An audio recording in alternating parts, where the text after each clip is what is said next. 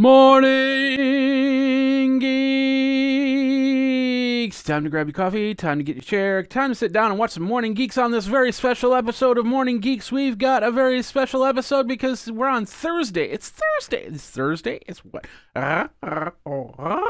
It is a very special episode and what we're calling the Rogue One special episode of Morning Geeks. Hey everybody, Jeffrey Powers here from Geekazine.com. Think magazine, put in a geek. Got me. It's been 4 weeks. We've haven't had a show in 4 weeks, and the reason why was because I was out of town, I was out of state. Heck, I was out of the country. I was still on the planet though. You know, we still haven't gotten to that point. No intergalactic travel, but I was in London, jolly old London, and we're going to talk about that. You're going to actually see a nice little video that I did in the middle here. Because no new to this week, because this is a very special episode. Like I said, we're going to be talking about Rogue One and get you prepared because tonight's the night we'll watch Star Wars. Yes, we will. It will be fun and you will enjoy it and I will enjoy it. And some people will go, hey, and other people will go, and other people will go, you know, it's usually how it works. So you have the people that love it and the people that hate it. And there's some people in between, but there's always that love-hate, and there's always going to be problems. And that's any movie.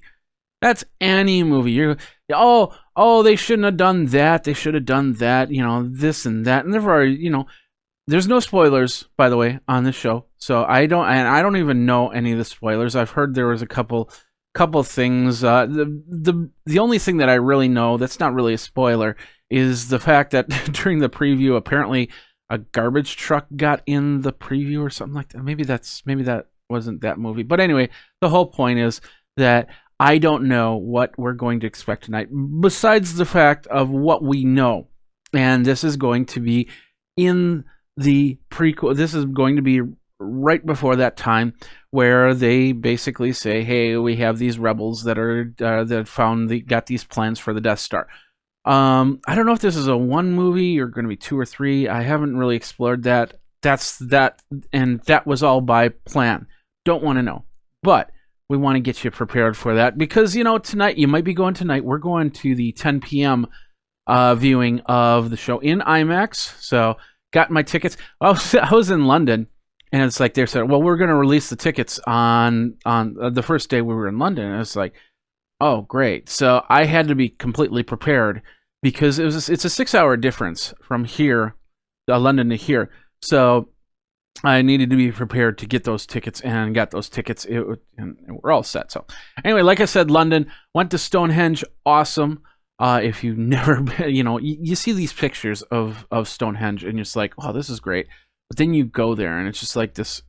It's a spiritual journey. It costs you, but it's a spiritual journey nonetheless. So lots of fun, lots of photos that we took, and I'm still working on processing those because I'm looking for the one that is going to make a good canvas print and then put that up in the house here. So anyway, other than that, it's Stardate 306045.59. Happy Bill of Rights Day, Happy Kingdom Day in the Netherlands, and happy birthday to Don Johnson, Tim Conway, Gustav Eiffel, the man that made the Eiffel Tower, oui, Michael Shanks, and Nero. No, not from The Matrix. Nero, not, Nero, the philosopher, politician from many years ago. So anyway, so happy birthday to you guys. Hope you're celebrating, well, except for Nero and Gustav Eiffel. Maybe they're celebrating up in wherever they are. If you want to call it heaven, call it heaven. If you want to call it something else, call it something else. But hopefully they're celebrating as well. So, this week, got the brand new Nighthawk X10. And so, you know, the funny thing is I put that X10 and this is a serious gaming router and wireless device. So I put that in and I noticed that my bandwidth actually got a little bit better. Upload and download was a little bit more powerful. So I'm pretty excited about this because I got a little bit more to play with for my streaming, for my downloads. So and I don't know why that does that, but it does. So got that all set up there, and it's over there. I can't really show it. But what I can show you is this little thing right here. It's called the Newer Tech power adapter. It's a 60, basically a 60-watt power adapter from NewerTech. Excuse me. And the best part about that is it runs USB-C and it runs USB-A, which means that when I'm on the road, I don't have to take my if I have a computer that actually has USB-C, what's also known as Thunderbolt 3, I can use this device to power my laptop and certain laptops. It's not all laptops, but I can use that to power that and go from there. And then of course I can still use the USB-A to power, like, maybe I don't know, maybe my whoops, I'm not set there. Maybe my my iPhone or something like that. So I'm okay. There we go. We're all set.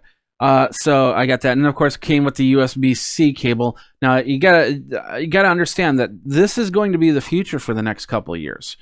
The standard Thunderbolt 3 USB-C, which is kind of the same thing, but and the cool thing about this is that the data transfer and the ability to use it as power, and it's an all-in-one thing. If you've got a new MacBook, you're really hating it because it's the only plug on the MacBook. And I have a feeling by the next iteration of the MacBook Pro, there'll be at least 2 of them. But the idea is you can pass 40 gigabytes both ways at the same time. You can power 2 4K monitors, and of course, you can hook up all your USB devices. I think you can daisy chain like 6 USB-C devices, but of course, when you get to the regular USB-A, it becomes hundreds of devices that you can hook up there. But anyway, pretty cool stuff from NewerTech. Thank you very much for doing that. That's over at newertech.com. And, like I said, it can power certain laptops. Like if you have, any Dell 30-watt AC adapter that uses USB-C, Lenovo ThinkPads, you got the HP that uses 45-watt adapters, and then Google Universal Type-C. So, I got a couple phones here and a couple laptops here that also run USB-C. So it's really nice that I can put this into my bag and not have to worry about if I brought my charger, because I have the charger right there. So anyway, let's move on from there.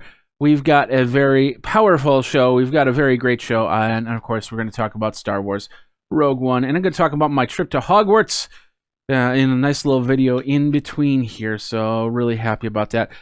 First of all, if you haven't checked it out, go over to Geekazine.com, where we geek out on everything. This was the pros and cons of the HP Elite X2. I also reviewed the Google Pixel, and I've got a couple of things from London, including the Harry Potter thing you're going to see later today in this episode, and go from there. So let's move on.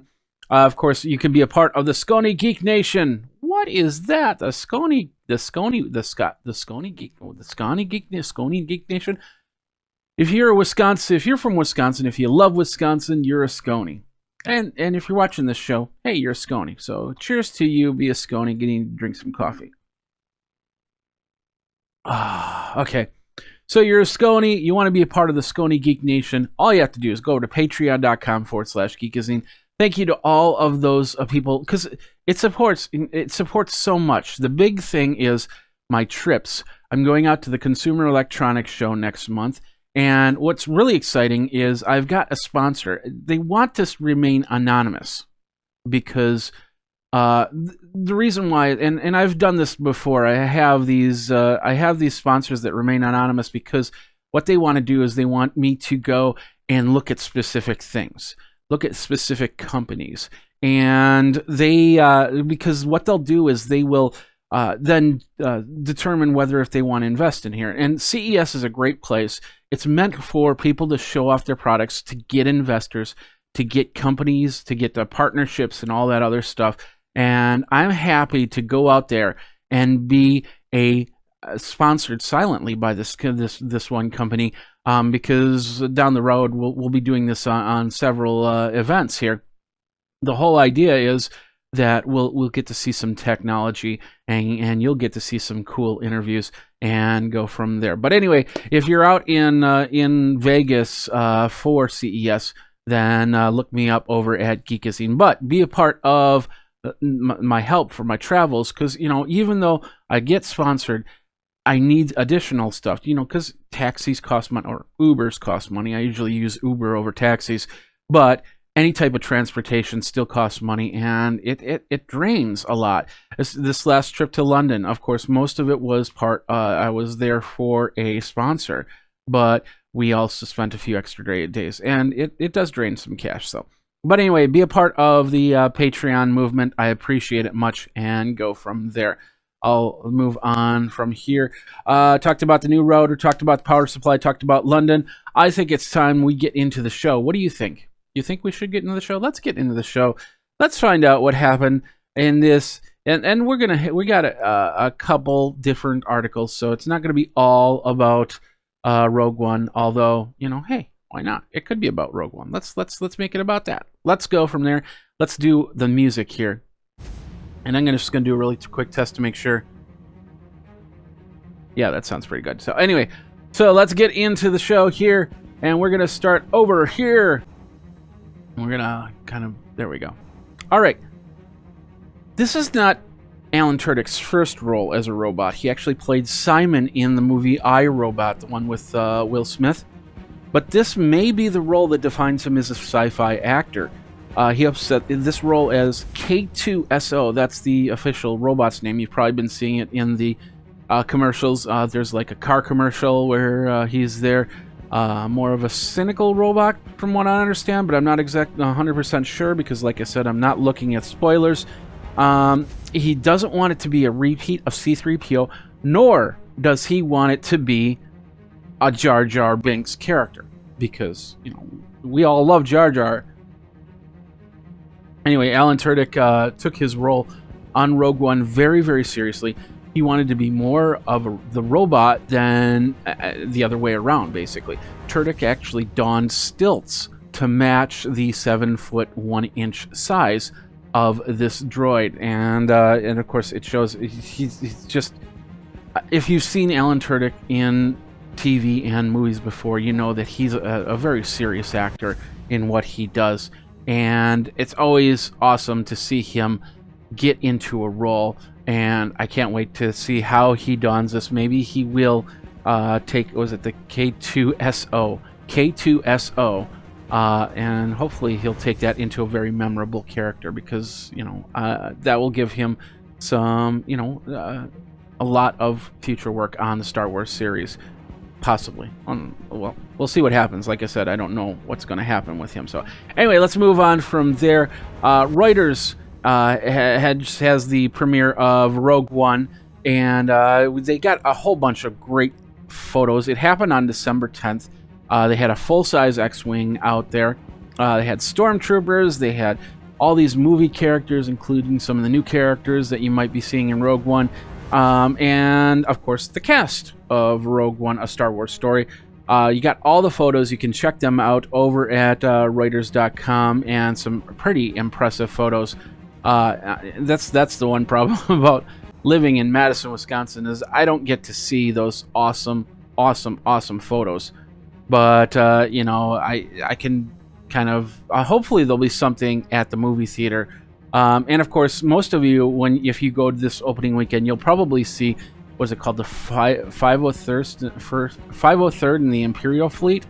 These are cosplay groups that don Star Wars, not like this fake Target bought Chewbacca outfit, but more of, they spend the time to really put it together. My friend and co-host of the show Wearable Today, Luke Wallace, actually lives down in Dallas. He dresses up as Luke Skywalker. He's also putting together a C-3PO outfit, which is really cool, and he goes out to these events. He's going to be watching the movie tonight, from what I understand, and he will be probably donning the Luke Skywalker outfit sometime this weekend. Going out, they do a lot of charity events. They can't get paid for it, because that becomes a problem with the licensing. But they go out and they do a lot of cool stuff. So if you see the 503rd or the Imperial Fleet, I think that's what they're called. Say hi, maybe throw a couple bucks their way donation-wise, and go from there. So let's move on. Let's get into your comic book of the week. There we go. Comic book of the week. And of course, this week is Geek.com has suggested The Amazing Spider-Man Renew Your Vows #2. This comic is with Mary Jane Watson Parker. She gets her first try as superhero and Spider-Girl or Spider-Woman, and basically as she has to stop the Mole Men from attacking. This is out right now in digital or in print, so you can get this right now wherever you get your comics. But check it out. If you're getting into comics, this is a good one to start. You might want to get Renew Your Vows #1, I suppose, and check that out first, but then #2. And that's the comic of the week. Well, Amazon has gone and done it. The first drone delivery has actually happened. December 7th, it was a 13-minute delivery in Cambridgeshire, England. And basically was a Fire TV. Go figure. So Amazon's drone is completely autonomous, which means that, when it takes off from the facility, there is no communication with the drone until it gets to the destination, or not until it drops off and then it comes back. That's when they talk to it again. So, they plan the routes and everything like that. It runs under 400 feet, and I'm guessing there's going to be some sort of beacon signal if something happens to it. That will happen. Right now, there's only 2 customers that get drone packages, and they're going to ramp that up little by little to try and figure out how that works. And of course, that's going to be in England, so us in America, we're just going to have to wait. We're not the early adopters in this one. So, but it's closer. It's closer than you think. And that's that drone delivery. So, all right, let's move on. It's time to get into the video game of the week. And it is about time. You remember back when they did this little thing called the Apple iPhone 7 announcement and stuff like that? Well, they talked about Super Mario Run, and it was going to be available on iOS. It's available today. It's available today. And they announced it at the keynote. Brings Mario into the Apple world. The video game will have 6 worlds with 24 courses. Of course, you've got to rescue Princess Peach from Bowser. Bow. Anyway, Bowser, it's just like Mario Brothers. It'll look exactly like that. And I believe, so I don't know what time it's going to be available. It might already be available right now. I haven't really checked the App Store. I will do that afterwards. But you can now get Super Mario Brothers, or Super Mario Run. Just Mario. Luigi, he doesn't like the iOS. He likes the Android. I like the Android. Maybe, I don't know. But anyway, you can get that Super Mario Run now. So, let's see. Let's move on from there. Where are we going? Yeah. All right. And finally, check this out. Kevin Lee Co, that's his full name, pleaded guilty in court to stealing $4.8 million from his employer. $4.8 million from his employer, Colt, California. But what is more revealing is that the $1 million went to upgrade, $1 million of the 4.8 went to upgrade his Game of War profile. Now I've never played Game of War, but it's I play Clash of Clans, which is pretty much the same thing, and they make millions of dollars daily. I believe, just tons of money from all these upgrades. But basically, it happened over the course of 7 years. This shows us basically 2 sides on a very scary coin. One side is a man who cannot control his urges and has to get this type of stuff, has to be on the top, has to upgrade and be there. And of course, the other scary thing is that free game. It's a free game. Game Awards sucks you in as a free game, but then you gotta buy this, you gotta buy this, you gotta buy this. Ultimately, can put somebody into bankruptcy or even worse. Now, I've thrown money at Clash of Clans, and I'm happy that I throw money at Clash of Clans every now and then, because, for them to upgrade, for them to make the game more exciting, they need the money. So, you can't play free all the time. And believe me, I want to throw more money at it, but I've got to be really conscious of what I put in there. So it's like $20 every now and then, and of course they've just outdated, so they give you bundle packs, which makes it a little bit sweeter. But I'm not throwing thousands of dollars at it. And I know there's a lot of people out there that do have, and they have maxed clans. And really, the only way to get a maxed clan at this point is you would have had to throw in some money, or you would have had to use some sort of cheat system to get those walls, your whole camp with all the walls and everything up to maximum level, or played the game just 24/7. Because that's the only way you can get that type of stuff on these things. But anyway, this man, he's going to court. He's going to go to jail. He's going to have to pay some of that back. His life is pretty much done for him. So don't steal. Don't steal for Game of War or Clash of Clans or anything like that. Just, play the game. It's a game. It's a game. That's all I'm saying on that. It's a game. Jeffrey Power there. And have a lot of fun, so let's do that right now. I love it when it freezes. Let's do that again. Jeffrey Powers from Geekazine. We're here at the Harry Potter exhibit in London, and we're going to go in, we're going to check out some of the cool stuff there, and have a lot of fun, so let's do that right now.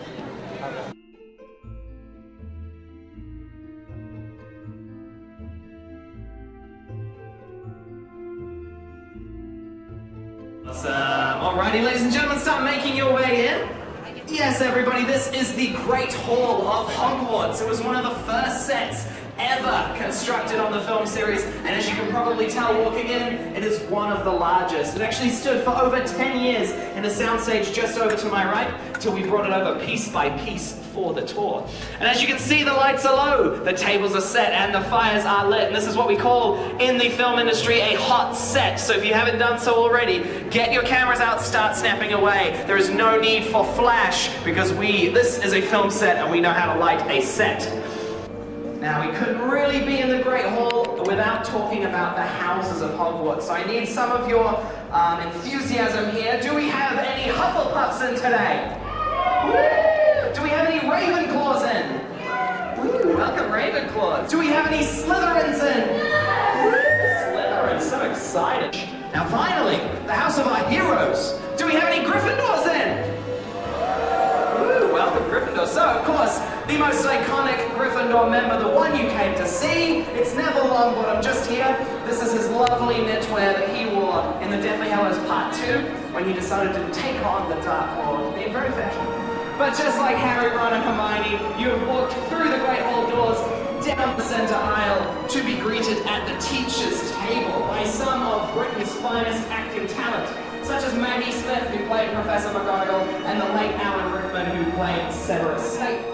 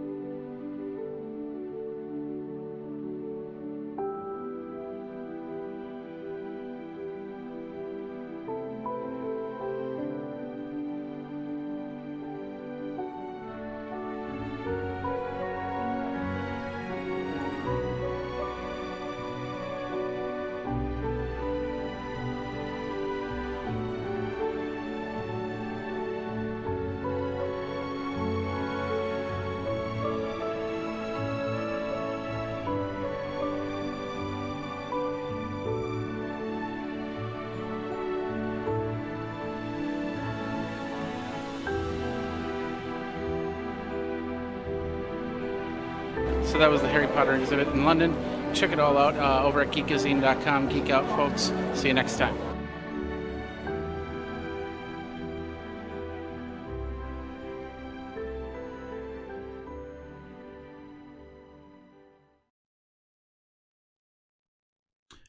All right, and that was the Harry Potter experience in London, Warner Brothers Studio, and all those, a lot of the props, part of the movie, of course, going to Hogwarts. That whole room was just amazing on how much how detailed that was, and you're just standing over there. It takes up, gosh, it probably takes up, if I took this whole lower level and knocked down all the walls, it probably is just a little bit bigger than that.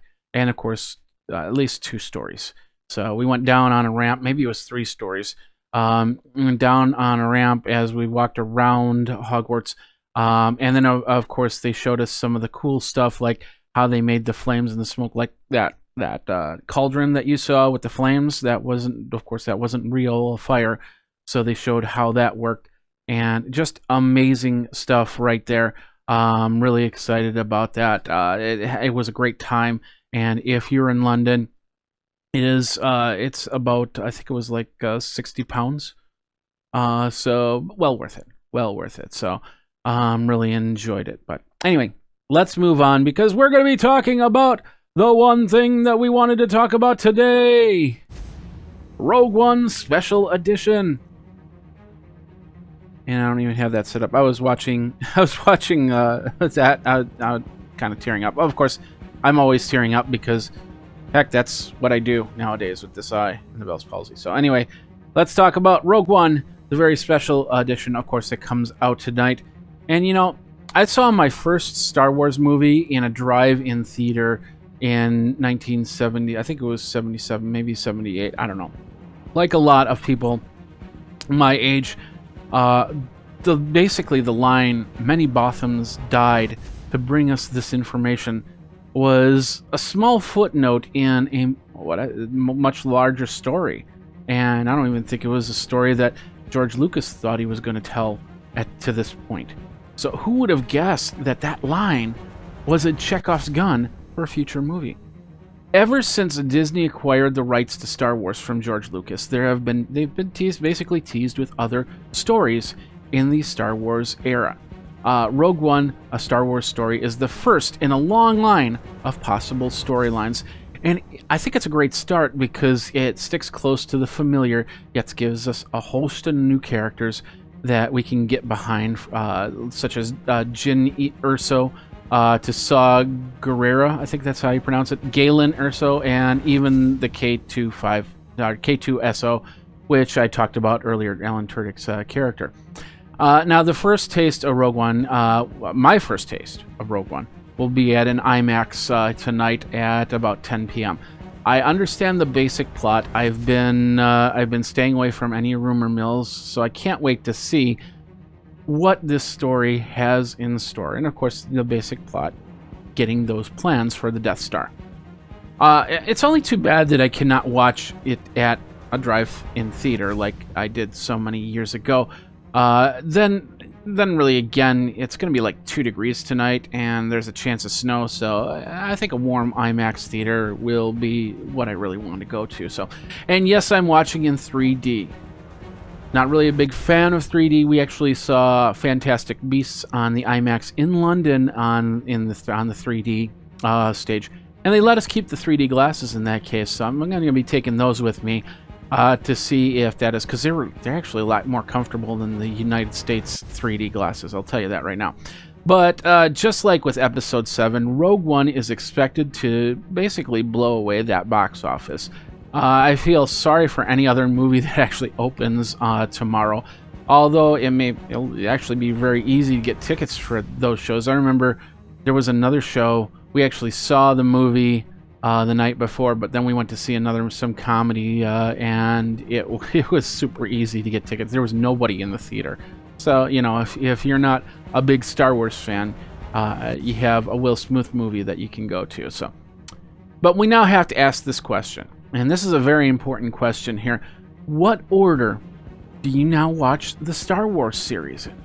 Do you watch 4, 5, 6, 1, 2, 3, 7, and then 8 once it comes out, and then Rogue One, or Rogue One then 8? Or do you watch 1, 2, 3, Rogue One, 4, 5, 6, 7? Or maybe Rogue One, 4, 5, 6, 1, 2, 3, 7? Or you just completely ignore Rogue One and you do the standard 4, 5, 6, 1, 2, 3, 7. Confusing, isn't it? But you got to think of these things. These are very important geek things to think about. And if you really want to bank on something, why not bank on the stock?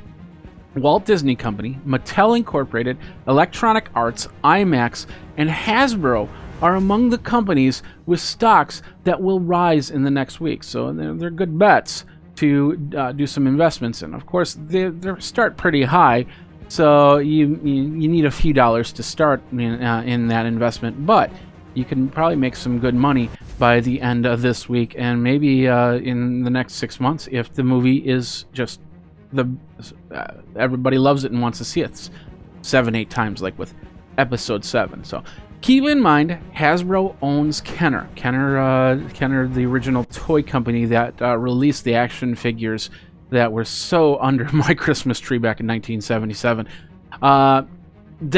So basically Kenner was bought out, it rebranded in 2000 and then it was bought by Hasbro.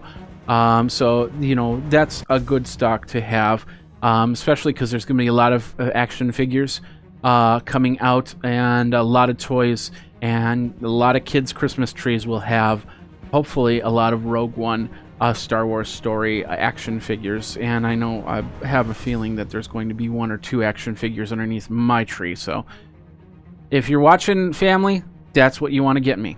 Simple as that. So anyway, I'm excited for Rogue One, a Star Wars story. Personally, like I said, no spoilers, but personally, I feel that it's going to be a sufficient movie.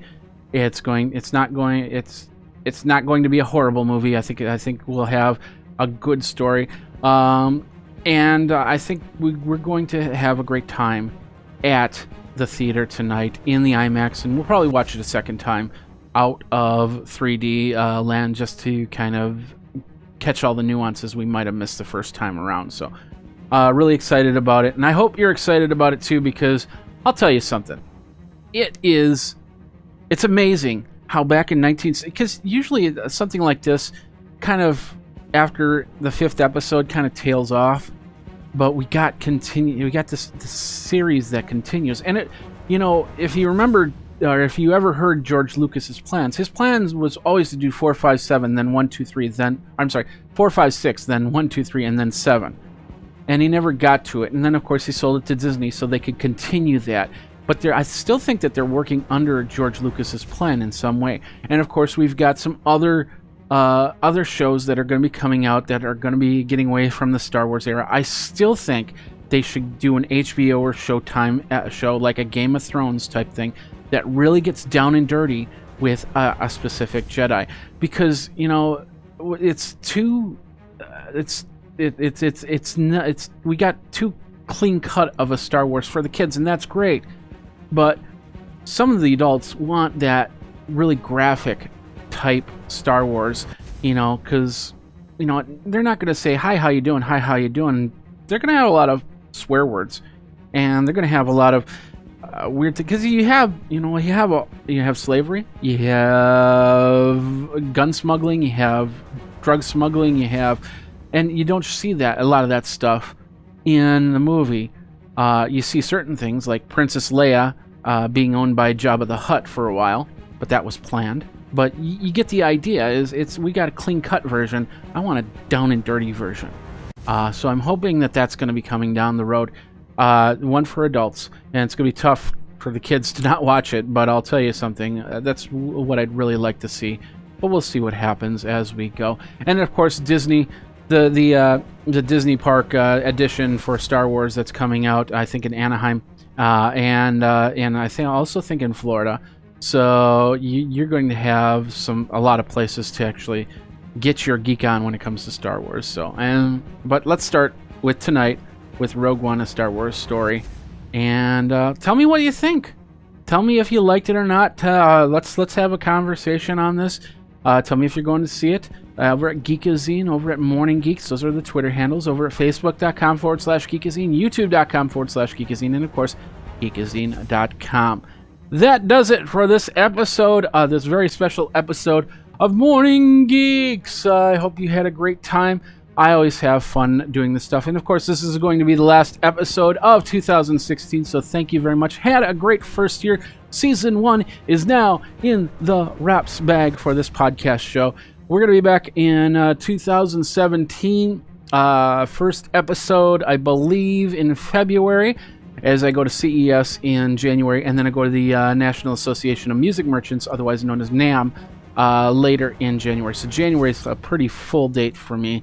But we'll be back in February with Morning Geeks, and of course, by that time, we'll get a whole bunch of rumors on some of the cool movies coming out for the summer, including The Amazing Spider-Man, including Guardians of the Galaxy 2, I believe, and all the other cool movies that are coming out this next summer. So thanks a lot for watching. Geek out, folks. We will see you next year. Of course, check out Geekazine. I'll still be doing reviews over there, and of course, the CES action. And you guys take care and have a great morning, and go see Rogue One, A Star Wars Story, and let me know how it goes. Take care.